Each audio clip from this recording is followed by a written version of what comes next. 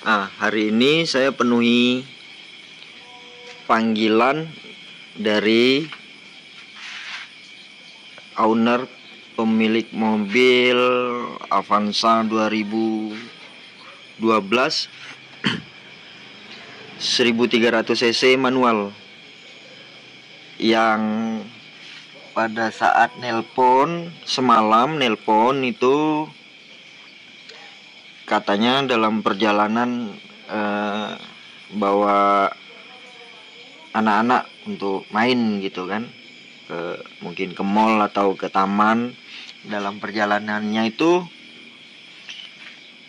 lampu indikator aki di speedometer itu nyala.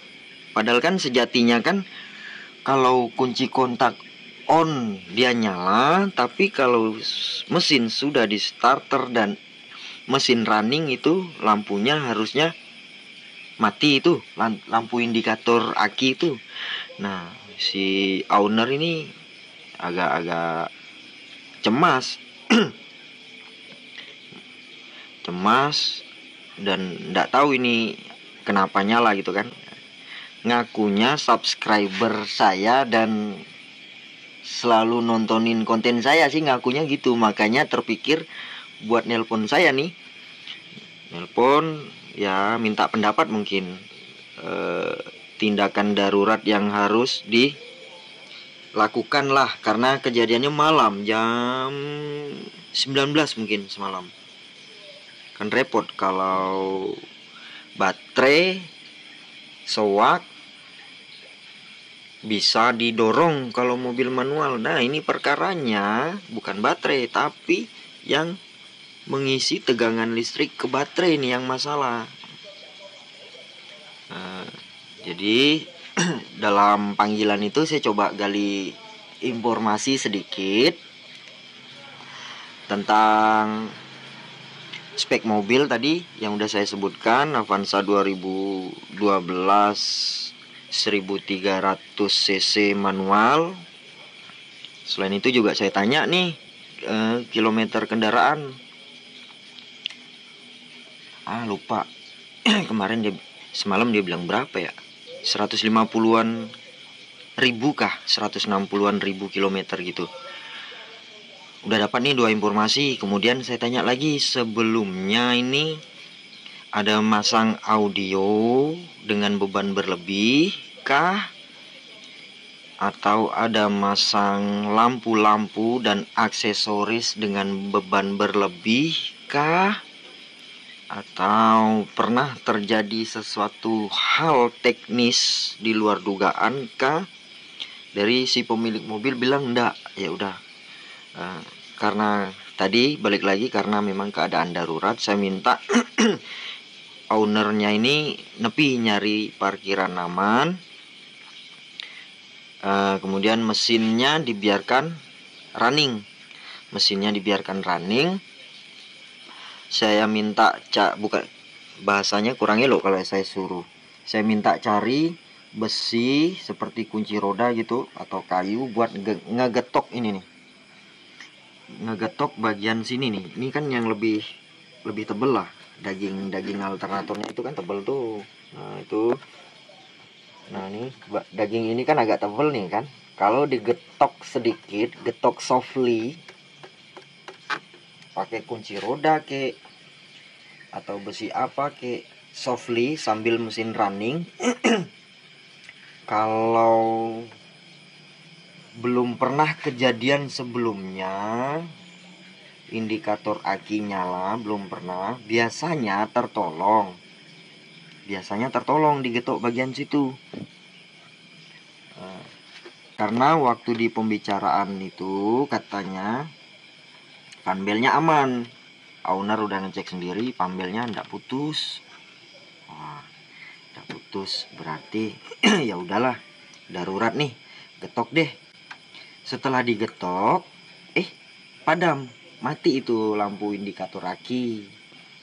Makanya yang punya mobil saya sarankan untuk ya udahlah, balik kanan lah. Repot kalau nanti berulang di luar, kalau sudah sampai rumah kan aman, mau berulang mau apa kan aman. Kalau di luar kan repot. Balik kanan, ownernya setuju. Hari ini saya diminta datang untuk ngecek. Ya benar, mobil tidak pernah terjadi sesuatu hal eksternal.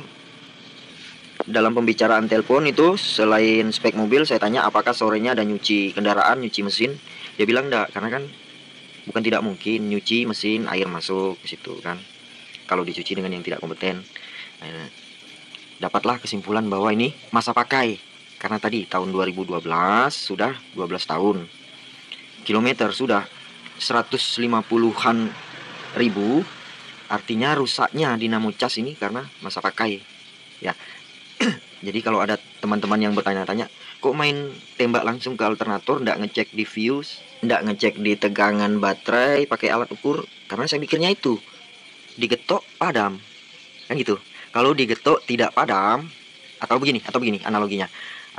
Kalau fuse-nya putus, fuse pengisian ini putus di dalam fuse box ini, atau di dalam fuse box yang di bawah setir putus, atau kabelnya ada yang keropos atau lepas gini, kalau digetok sampai pecah pun alternator ini dia tidak akan padam lampunya. Analoginya kan gitu.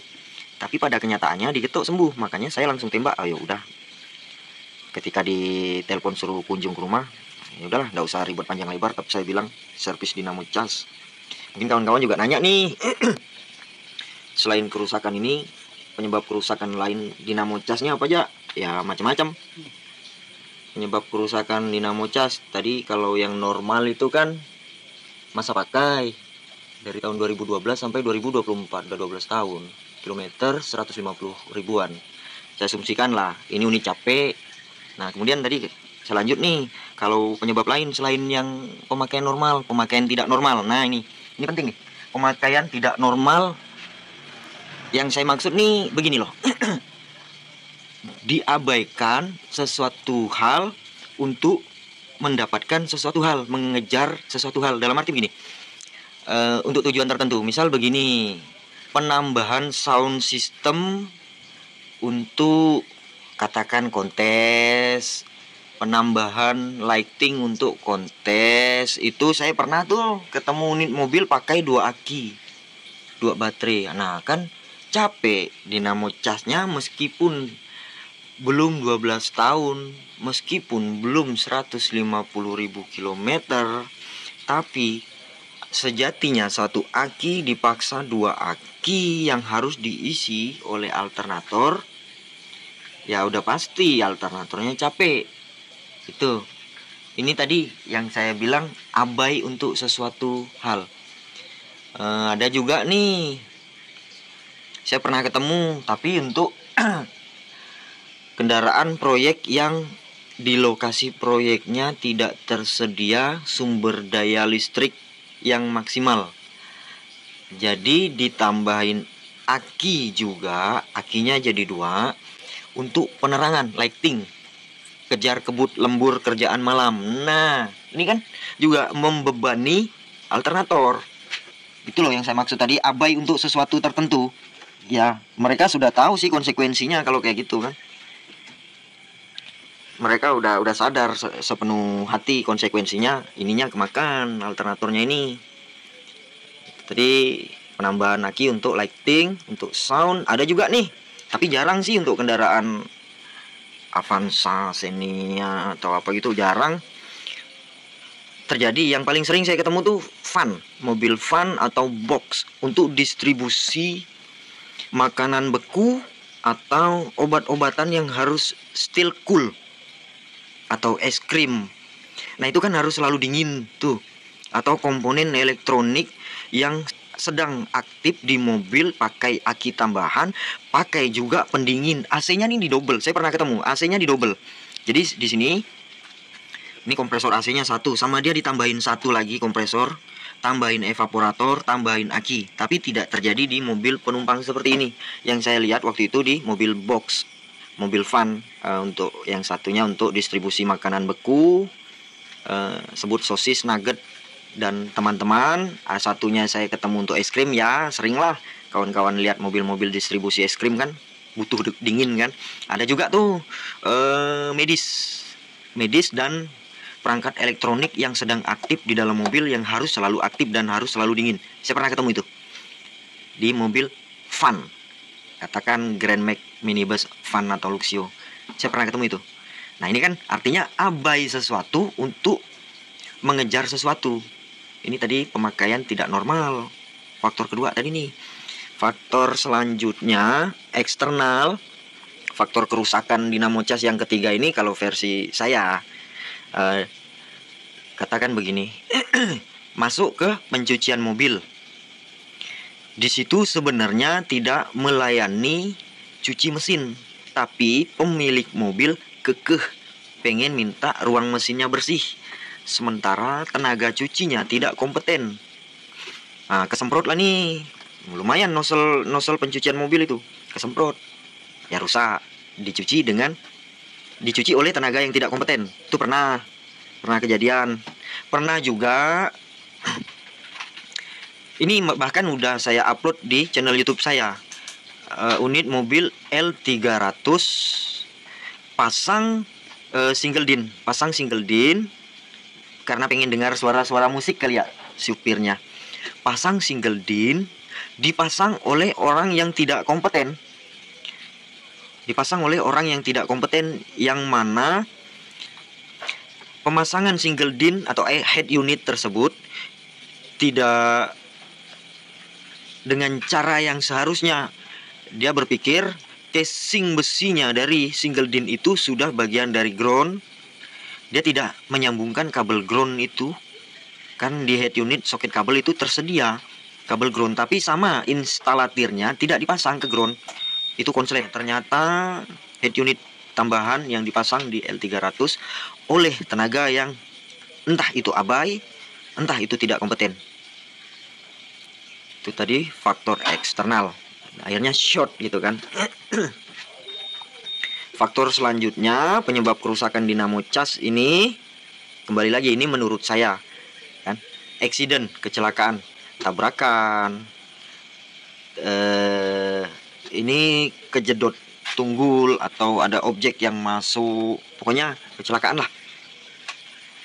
Atau sedang ngerjain bagian lain, ininya kesiram bensin, katakan nyuci bagian atas bawah kesiram bensin.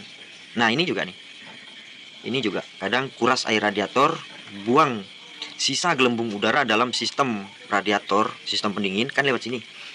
Kalau saya sejatinya selalu saya alihkan pakai benda apa gitu biar ndak netes ke sini. Itu tadi faktor, saya masukin faktor accident, tabrakan, terkena sesuatu, tindakan teknis, ya bersih-bersih, kuras air radiator.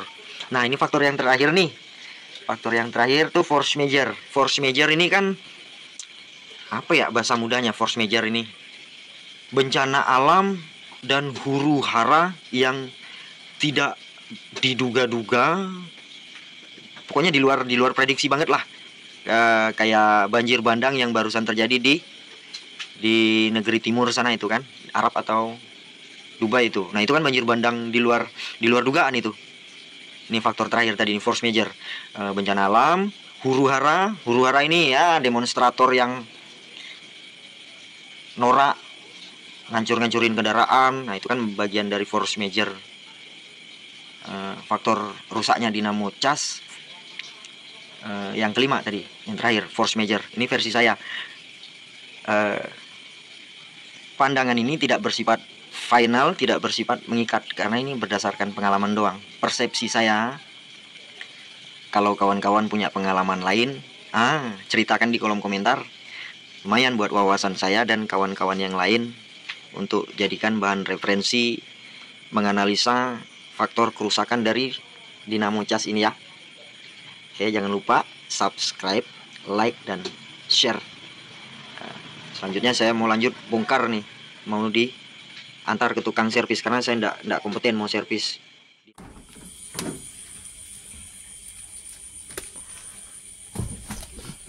Ini normalnya mobil, khususnya Untuk bagian pengecasan normalnya adalah ketika on dia lampu akinya nyala tuh, normalnya mobil lampu akinya nyala. Nah itu kan kelihatan. Tapi ketika kita starter dia harus mati, termasuk lampu oli juga. Maksud saya termasuk lampu indikator oli juga harus mati, harus padam. Lampu aki juga harus padam. Tuh, normalnya kendaraan harusnya seperti ini. Dengan RPM hampir 1900-an. Yang dikeluhkan owner sudah beres, saya bantu ya, bukan saya cuman bantu ngelepasin dinamo cas, bantu pasang, ownernya ngantar sendiri ke tukang servis ya. Ini tadi dinamo semua udah beres terpasang, baut, soket, kabel, termasuk kabel-kabel aki semua udah terpasang dengan rapi, dengan kokoh. Saya pengen enggak dengan kata-kata saya pengen dengan alat yang valid.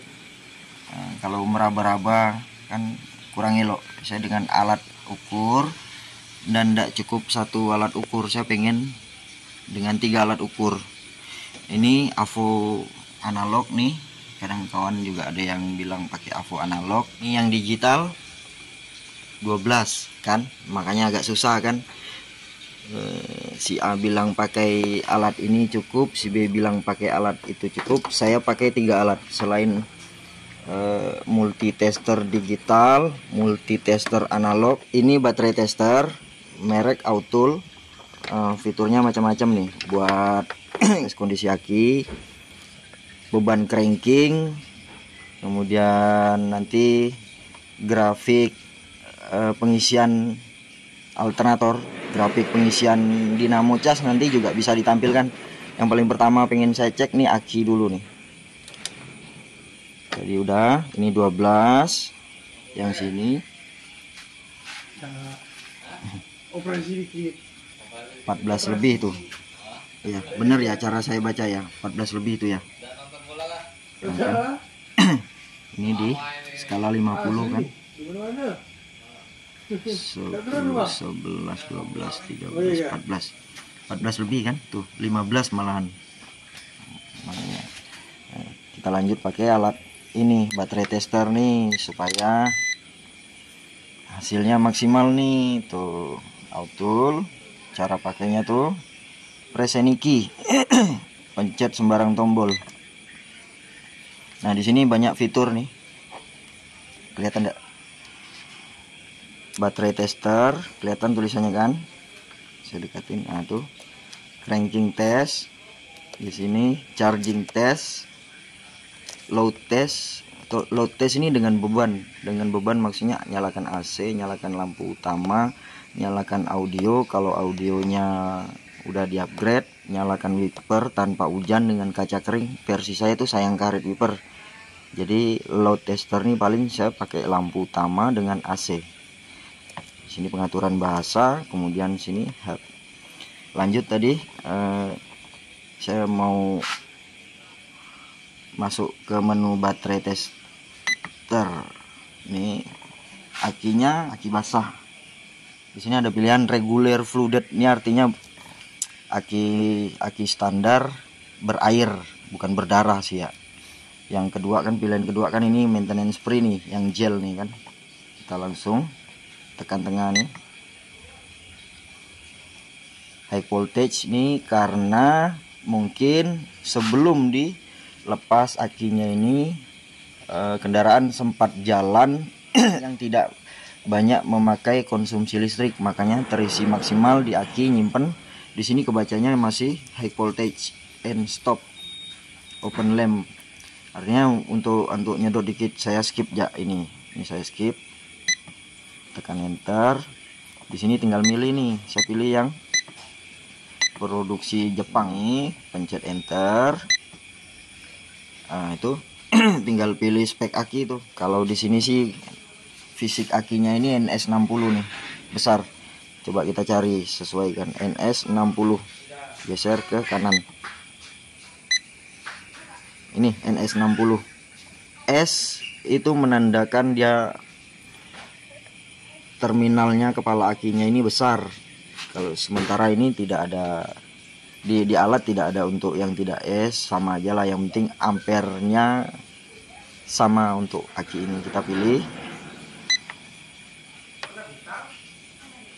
Nah, di sini langsung tampil hasil resume hasil pengukuran versi alat, bukan versi saya yang ngoceh. Ini versi alat. Alatnya sudah tervalidasi, sudah teruji. Tegangannya 12. Ya, ini benar. Ini benar 12.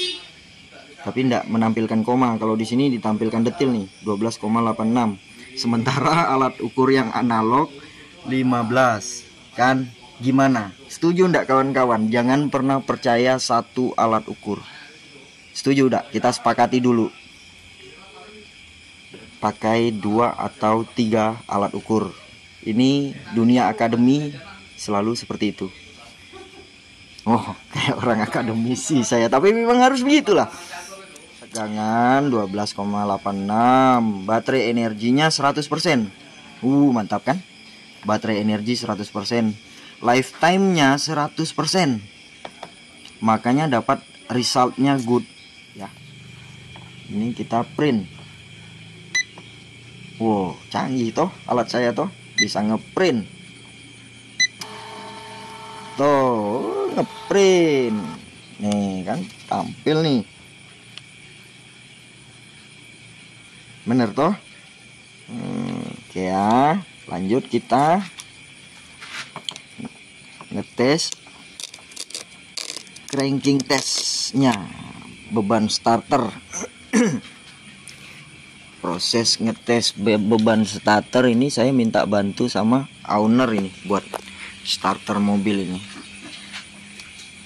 Kita back dulu, masuk menu cranking test yang ini ya. Kita geser, kita enter. Nah, ini dia bilang tuh kan apa ya tuh? Aduh silau. Please start the engine and wait 15 second. Nah, minta tolong sama owner buat start the engine. Di sini masih 12, di sini masih 15, di sini belum. Baca kita view-nya dari yang agak jauh dikit.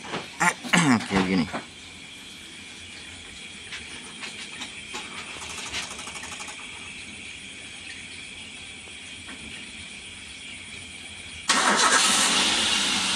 Tuh, alat ukur yang ini tadi turunnya menjadi 11. Kalau yang ini saya tidak perhatikan. Di sini, nah ini di sini lagi-lagi alat ini yang bantu, bukan saya yang ngoceh, tapi alatnya menampilkan data. Tuh, current voltage-nya 14, minimum voltage-nya 1120.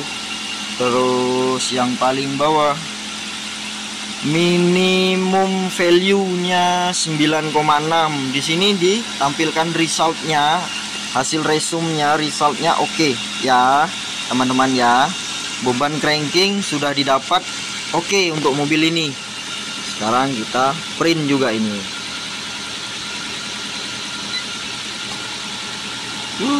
Canggih kan teman-teman, bisa ngeprint loh tuh ya.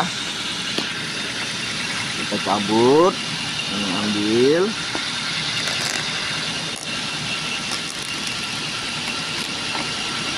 Ya, kita kumpulin data-data pengukuran. Sekarang tuh 13, di sini malah lebih dari 15 tuh. Lanjut kita masuk ke charging test, sekalian menguji tadi nih hasil reparasi dinamo cas, hasil servisan tadi nih. Kita tes pakai alat ini juga nih. Oke ya, kita geser ke samping, ke bawah, kita enter. Dia suruh wait until 15 second. Pada kenyataannya kan saya ngoceh aja udah lebih dari 15 detik. Saya langsung oke kan di sini.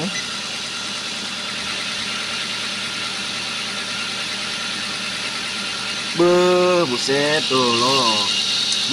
Bukan saya yang ngomong, ini resume data-data yang diperoleh oleh alat ini. Menghasilkan result bahwasanya tegangan baterainya 14, sekarang mesin sedang running, kemudian minimum voltage-nya 14, terus lagi maksimum voltage-nya 14,03, artinya selama masa pengecasan ini ngisi kenapa tidak banyak dari 14,8 lebih gitu, karena memang tadi hasil riset baterainya oke. Mobil sedang tidak menggunakan beban kelistrikan, lampu, audio, AC, makanya di sini tertahan di angka ini, makanya di sini. Kalau akinya sedang kosong, sedikit tegangan, sedang pakai beban listrik, AC atau lampu, bisa jadi di sini current voltage-nya, ring pengisiannya lebih dari 14,05 tuh. Kemarin juga kawan ada yang nanya di video saya yang nangani L300, Mas gimana kalau mobil saya sebelumnya ndak ngecas, kemudian servis dinamo cas, setelah diservis tegangan output dinamo cas jadi 15 volt, aman atau tidak? Pertanyaan itu dikeluarkan ke saya. Kalau di sini dari grafik range-nya 10 sampai 20. Yang bisa saya jawab begini, kalau beban direct seperti dinamo starter itu beban direct, dinamo wiper itu beban direct yang motorized, sifatnya motorized. Dinamo starter, dinamo wiper, dinamo air wiper, dinamo kipas radiator itu beban direct. Saya rasa dijejalin pakai 15 volt dia masih safe, masih aman. Tapi yang menjadi pertanyaan kita bersama-sama, mobil yang sekarang orang bilang sudah ECU, sudah injeksi, sudah common rail, itu kan dilengkapi dengan electronic control unit, ECU, atau yang paling mudah disebut komputer. Komputer itu bekerja dengan tegangan tetap. Komponen di dalam itu VCC 5 DC volt. Memang difilter 12 masuk, difilter, diturunkan, step down jadi VCC, voltage constant circuit 5 volt. Itu komponen elektronika. Oke lah, di situ mungkin dilengkapi dengan filter tegangan. Tapi yang jadi perkara, apakah alat-alat tambahan lain seperti head unit audio itu kan sekarang udah banyak yang Android TV di dalam unit mobil ini kan. Apakah itu sanggup dengan tegangan 15 volt? Saya tidak berani menjawab, cuman motor saya pernah rusak lampunya gara-gara tegangan 15 volt, lampu LED motor loh. Itu juga dengan catatan kan, nggak bisa apple to apple lah. Bicara hal seperti ini nggak bisa apple to apple ya. Bahkan sekalipun dengan unit yang sama persis, unit kembar sama persis, traffic pemakaian sama persis, nggak bisa apple to apple ya teman-teman ya. Jadi kira-kira seperti itu dari saya tadi. Untuk load testnya saya nggak ngetes ya teman-teman ya. Saya pikir dengan tegangan input dari alternator nginputkan ke aki segini, saya kira udah cukup lah ya. Mobil ini juga kemarin saya sempat ngelirik-ngelirik ke dalam tanpa beban kelistrikan yang aneh-aneh lah. Katakan audio yang di-upgrade, katakan lampu yang di-upgrade. Mobil ini sepertinya tidak. Paling mudah saya lihat di sini, lampu utama masih lampu halogen. Bahkan fog lamp masih bentuk plastik bulat, belum dipasang fog lamp. Jadi saya tidak ngetes load ya, tidak ngetes beban ya teman-teman ya. Saya kira cukuplah. Dan yang menjadi catatan bersama, catatan saya pribadi sebagai kreator dan pengunggah video di channel saya, video ini tidak bermaksud untuk menggurui ataupun mematahkan pendapat dari pihak manapun. Video yang saya buat, keterangan yang saya buat, angka-angka yang saya tampilkan di frame video ini tidak bersifat final dan mengikat ya. Saya tidak menggurui, saya cuman lebih ke sini, saya cuman pengen bikin kenangan gitu loh. Saya pernah tangani mobil ini, saya rekam, bikin video, saya upload.